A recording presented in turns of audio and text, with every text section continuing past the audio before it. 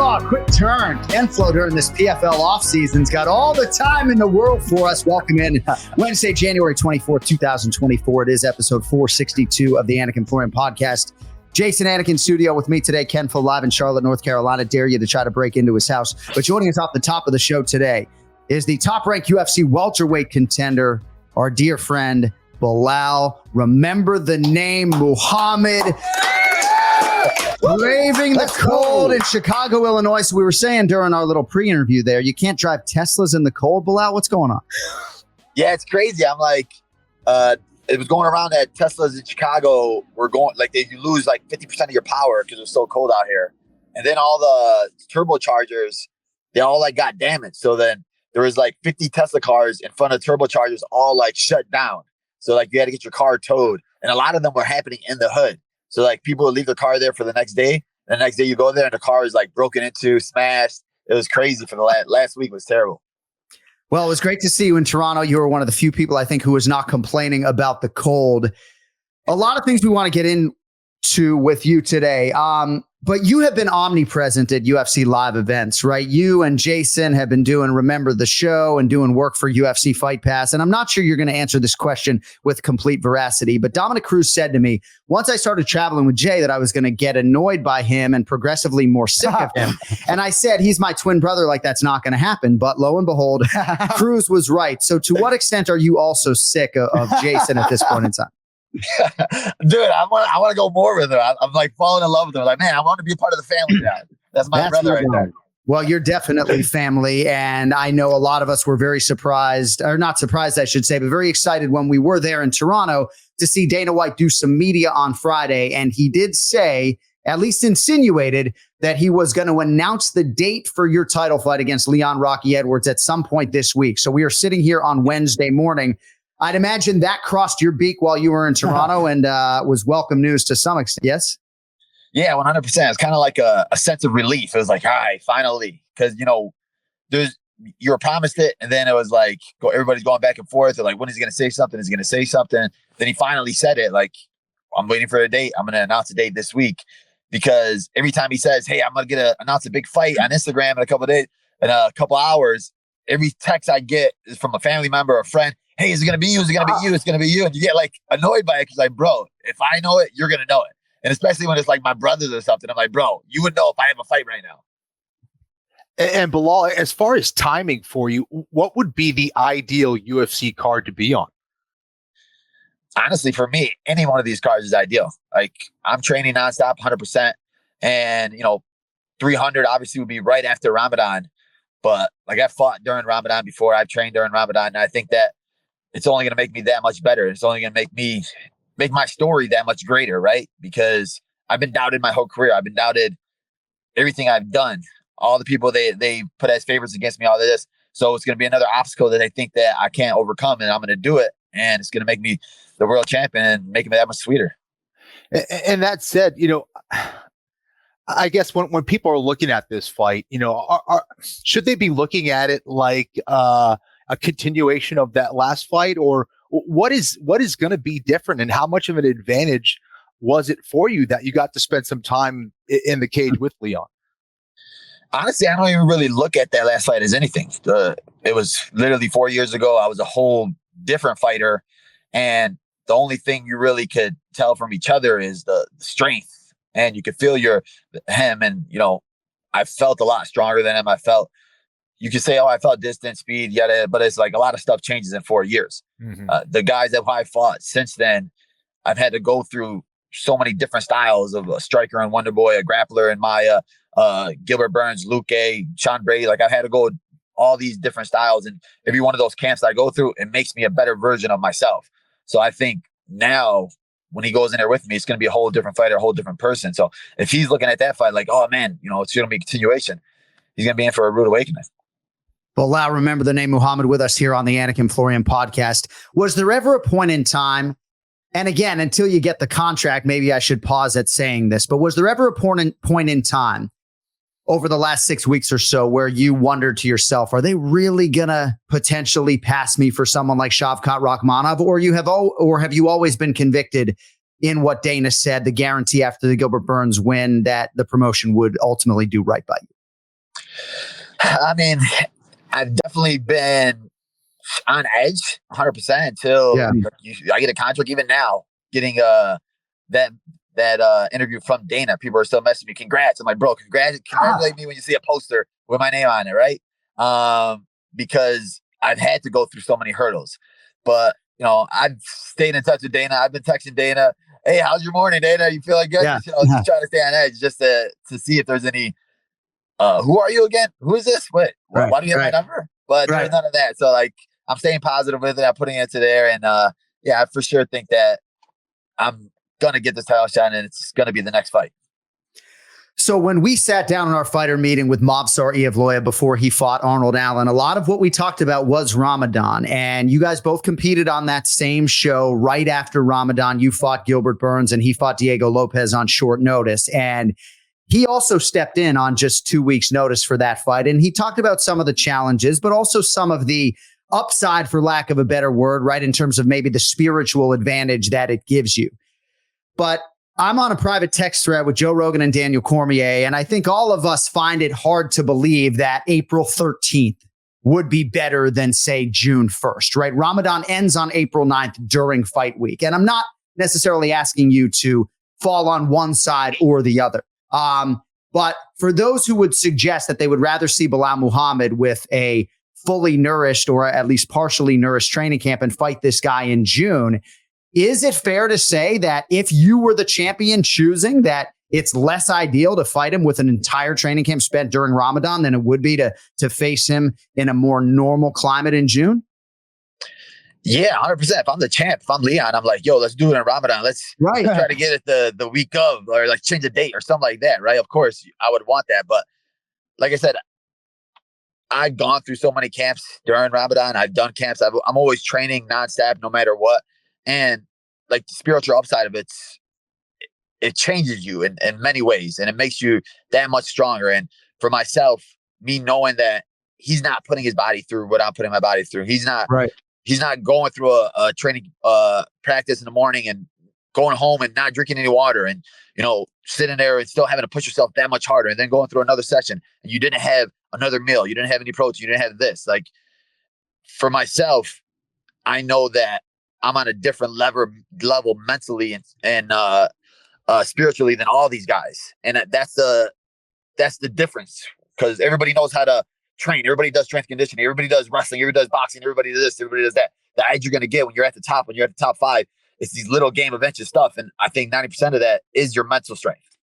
And the reason the camera's on me is because I looked up at John. I got something to say. Belal's a man of destiny, whatever the terms may be. If it's UFC 300 after Ramadan, good, right? Bully, bring it, right? Bring it, whatever it may be for you. We've had a lot of conversations about this, and it's going to be what it's going to be, whether it's a banged up foot going into Gilbert Burns, whatever it's going to be, it's going to be. So if it's UFC 300, in my conversation with Belal, okay, we'll find the advantage in that. And certainly if it's in July or whatever it is, and new, whatever the date is, we just want 100%. It's for myself, it's like you said, I've gone through everything, right? I've had my highest highs and I've had my lowest lows. And it was always, all right, this is God's plan. This is God's reason for it. This is why this happened. So if it is during Ramadan, what is that going to do? It's going to bring more attention to myself training during Ramadan. It's going to bring more attention to the religion, me explaining to her what it is more. Right. It's going to bring more knowledge to the people in the crowd and to show my faith and my strength at another level. So I'll put a spotlight on that. Why not? Let's go. Got a few more minutes here with one of the best welterweights in the world, Belal. Remember the name Muhammad. I want to respect your training schedule, which is coming up soon. I did want to ask you a few things about UFC 297 before I get to Dracus du Plessis and Sean Strickland. Some fans have suggested that I have overrated certain fighters over the years, and guilt as charged. I mean, some of that is hyperbolic. Some of that is just me doing my job promotionally. But some of the names, right? Khamzat Chimaev, maybe I've overrated his cardio base, for example. Gabriel Bonfim is another fighter that maybe I anointed and then he loses to Nicholas Dalby. And another fighter that recently fans have come at me on is Mike Malott. And I would suggest softly that maybe I did overrate Mike Malott a little bit. Ray Longo was very critical on our show on Monday, suggesting this dude's a Brazilian Jiu-Jitsu black belt. Looked like maybe he quit a little bit towards the end of that fight. Like when Gabriel Bonfim was fighting Nicholas Dalby, one thing that you cannot argue is that he did not quit. quit. I mean, he went for broke. He went out on his shield, right? What would you say about Mike Malott after what we saw at UFC 297? Is he overrated? Is he inexperienced? I know you picked Neil Magny to win the fight, but this was a huge wake-up call, I would think, for the Canadian welterweight Mike Malott. Like, as you were talking about hyping somebody up, I was thinking about how Jason was hyping up Mike Malott. I was like, hey, you did it too, John. I didn't realize you were doing it too. Me more so, but yeah. Yeah, Jason was like, man, he's the next GSP. This kid is a monster. No, hey, no, I said you go for Canada, though, man. They needed him. I thought he got a lot of skills. Anyway. No, 100%. Yeah, I think he was for sure definitely overhyped by a lot of people because he hadn't gone through that test yet, right? Neil Magny's really that gatekeeper where, all right, if you get past him, then you know you're real. We've seen Magny fold in a lot of these spots with a guy like Shavkat or Gilbert Burns where you just tap him out and he'll just fold in the first round. Mike Malott, I don't know. It seemed weird in there because that low kick was working. It was perfect. Like, just keep going to the low kick. Neil Magny still does not know how to check a low kick. So you could have made it simple on yourself. But then he would just do too much. He was going here to there to there. And I think that he started believing in himself, though, on hype. And fighting in Toronto, the crowd over there was going nuts for him. And I don't know if he had an adrenaline dump or something, but he for sure gave up. Like, it was at that point, there was 10 seconds left or something. When you're going for a leg lock, it wasn't even near it. I was like, bro, why are you going for a leg lock right now? He just didn't look good at all. And I think that's one of those wake up calls where you're like, do I still want to fight? Am I really this or am I really that? But he showed that he does not belong in the top of the division right now.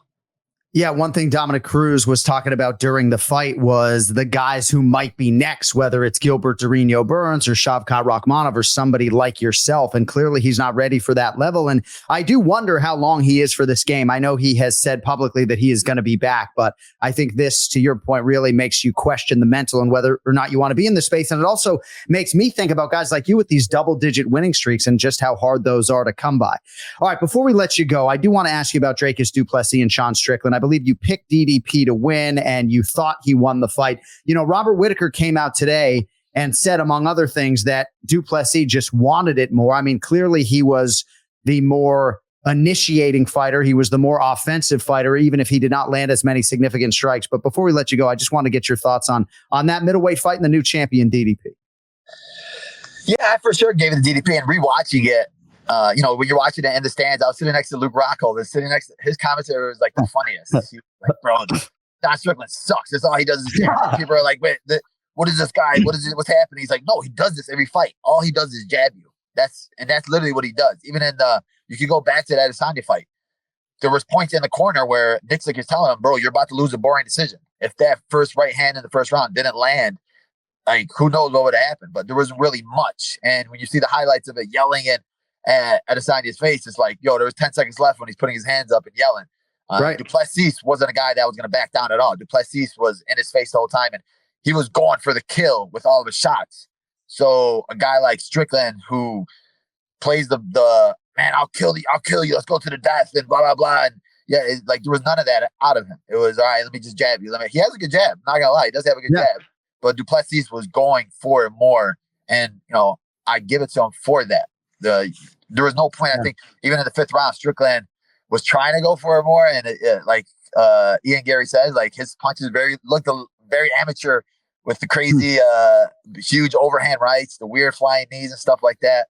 But yeah, I think Du Plessis is a tough match. I'm not gonna lie. I didn't think Du Plessis was that good, but after seeing him go 5 rounds at that pace, he did have a really hard pace. I think that he's definitely gonna be a hard guy for any of these guys to beat at 185. And I do think one thing that probably isn't talked about enough is the fact that where he lives, Pretoria, South Africa, is at high altitude. It's north of 4,000 feet above sea level. So I think that could be something that has helped him that we haven't leaned into. All right, before I let you go, now you probably are expectant when you're sitting octagon side at UFC 297 that at some point you're on the celeb list. They are going to show you on camera. So you maximize the moment brilliantly done by you, where you had it on your phone that said, I'm going to bully you, son. But are you in that moment, you're expectant that they're going to show you on camera, and clearly you were ready?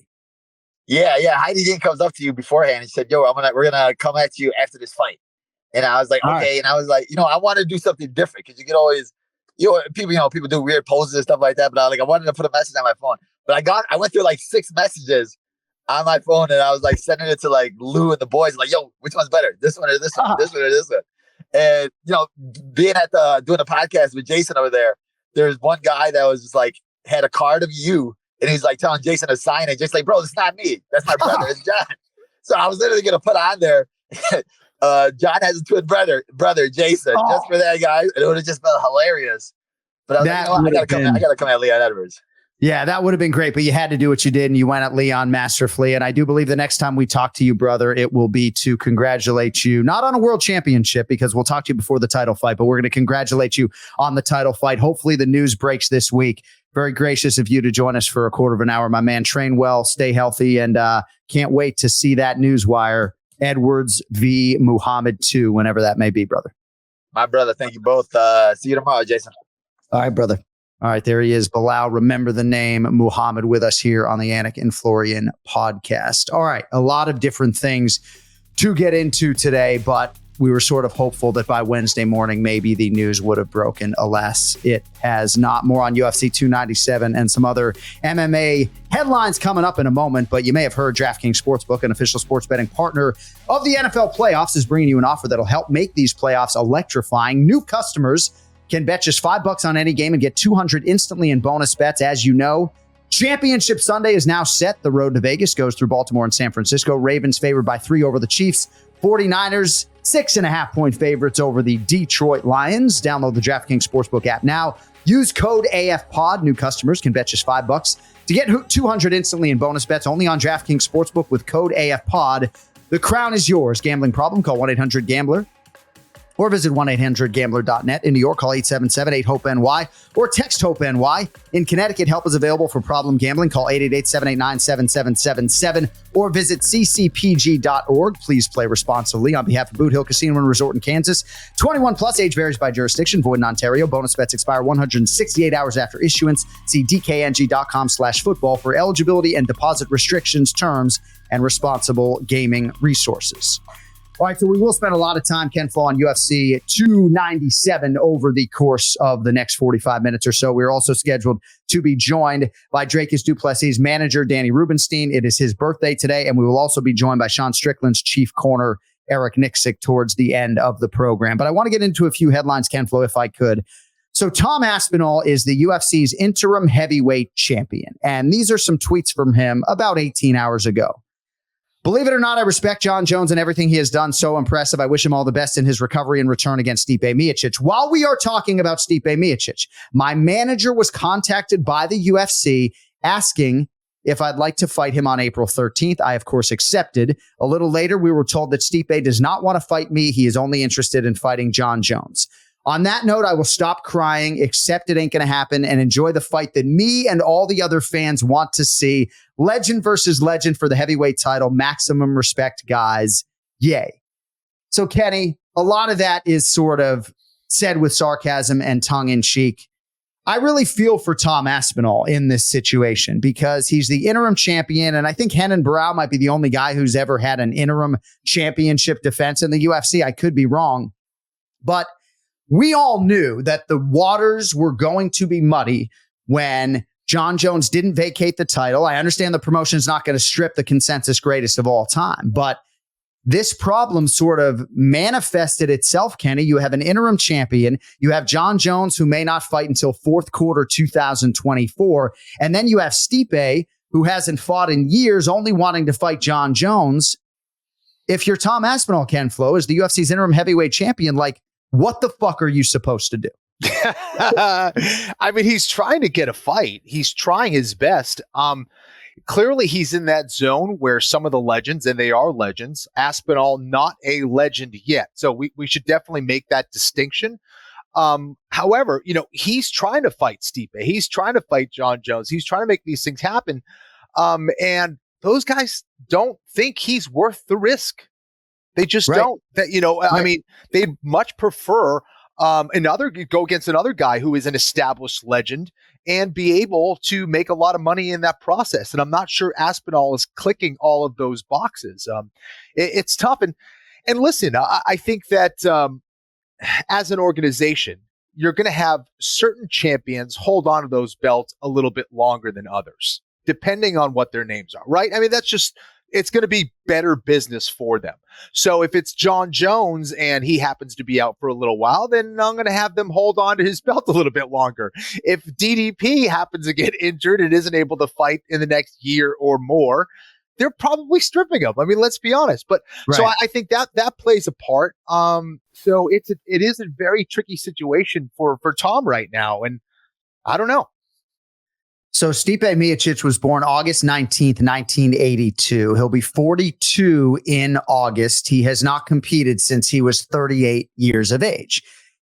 And I understand for John Jones's legacy that this Stipe fight is far more valuable than a Tom Aspinall fight. And I do think that history is not really going to care that Stipe hadn't fought in 4 years and that he was 42 years of age when John Jones fights him, Kenny. But like, it's not like he's fighting a prime Stipe. And even though Stipe could certainly turn back the clock here, like, I understand the promotional value of Jones versus Miocic, but I don't know, man. I really feel for Tom Aspinall. I think he's going to defend the interim heavyweight championship against somebody like Jailton Almeida, which seems a little bit silly. And then if you're Tom Aspinall, and Jay, I don't know if you have any comments on this, but then if you're Tom Aspinall, you have to weigh the risk, right? Because if Tommy Aspinall wants to bide his time and fight the winner of John Jones and Stipe, he might sit for 18 months and those guys both might retire after they fight. Right. So the only advantage there would be that then Tom Aspinall would be promoted to undisputed champion and his title defense, even against somebody like Mal Eugenio, would be a defense of the undisputed and not interim championship. But I don't know, man. It's like Tom, in my mind, has every right to do what he has done to pursue that fight. And the thing is, the betting line's going to tell you who's the more prime heavyweight right now. Like Tom Aspinall going to be favored to beat Stipe. I don't care what anybody says. No question about it. Well, from Stipe's standpoint, I certainly UFC 300 with pay-per-view points is certainly a good payday. Not necessarily easy to quantify what the payday would be versus John Jones at a later date, but I don't know if John Jones is even going to necessarily fight again. Like there's so many variables. And if I'm Stipe, I guess it's not about money. If I'm Stipe, I pounce and on that one more big one, because I think that payday on UFC 300 probably would approach whatever you're getting with Jones. But I don't think it's about the money. I think it's about the legacy. I think he thinks he can beat Jones. I'm not sure Stipe likes that matchup against Tommy. Yeah, and if he loses to Tom, the John Jones fight is gone. He's got, he probably sees this as one last chance. Let's go for the king.